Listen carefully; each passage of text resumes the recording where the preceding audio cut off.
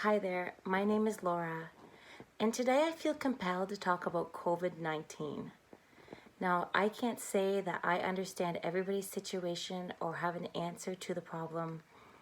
The whole world is going through something together, and yet all of our experiences are different. It's ranging from fighting for our life and being isolated from our loved ones to varying degrees. What I'm here to talk about is awareness. Awareness is a state of being conscious of something. It involves perception, feelings, and alertness. To become aware of a situation, we normally gather the facts. However, in this current situation, that's difficult because there's so much information coming at us through our social media stream. So I suggest limiting your exposure. Worrying can easily consume your day, and if that happens, you're not going to be productive. So choose one or two trusted sources. Choose the time of day that you're going to update yourself and how much time you spend on it. And when you're done, decompress. And you can do this by deep breathing and prayer. And when you're done, move on with your daily tasks. Firstly, I want you to know that the emotions that you're feeling are completely normal. They are based on fears of factual events and fears of the unknown. The unknown can eat away at you because it takes you out of your comfort zone. I believe that right now the whole world has been taken out of its comfort zone. And people can feel helpless or devastated, not knowing what to do, because fear causes feelings of fleeing, hiding, or freezing.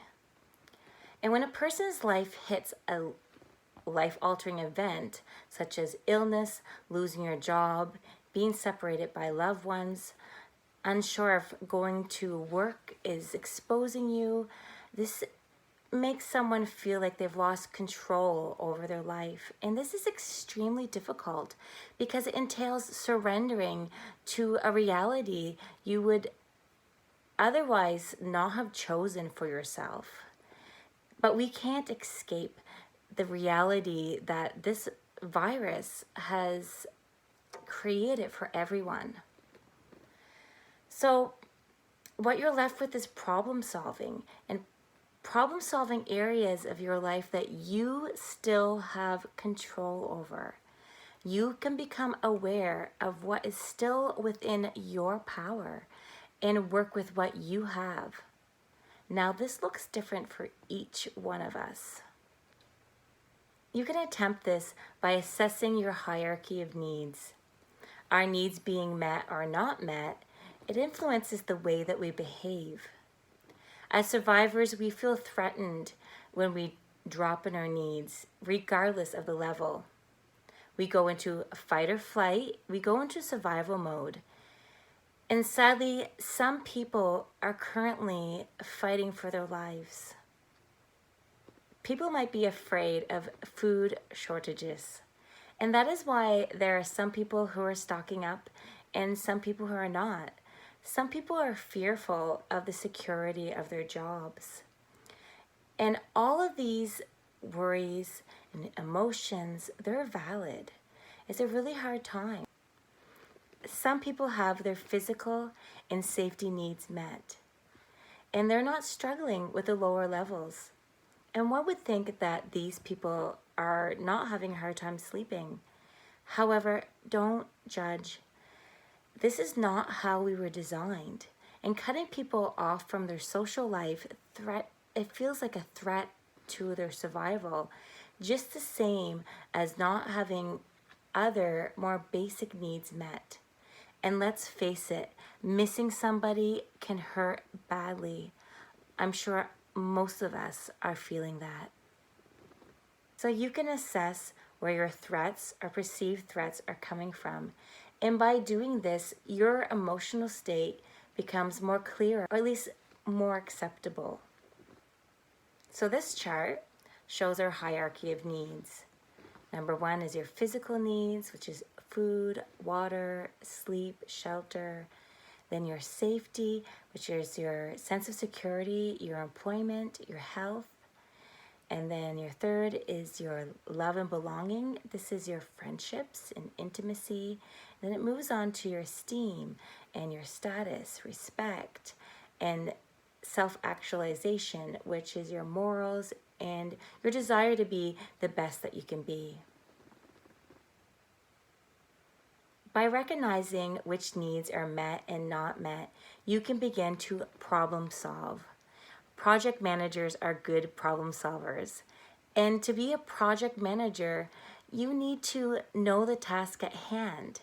So become a project manager of your situation by being mindful of your state of emergency and your needs. You will have a better chance to problem solve your predicament or just accept it because the whole world is experiencing the same fate. Secondly, if you feel called to help somebody or even a community during this time, assess where you're called. Don't let it consume you. Take care of your physical and mental needs because if you burn out, you'll have nothing left to offer of yourself. Finally, I want you to think about another point in your life where you have been stronger than you thought you were.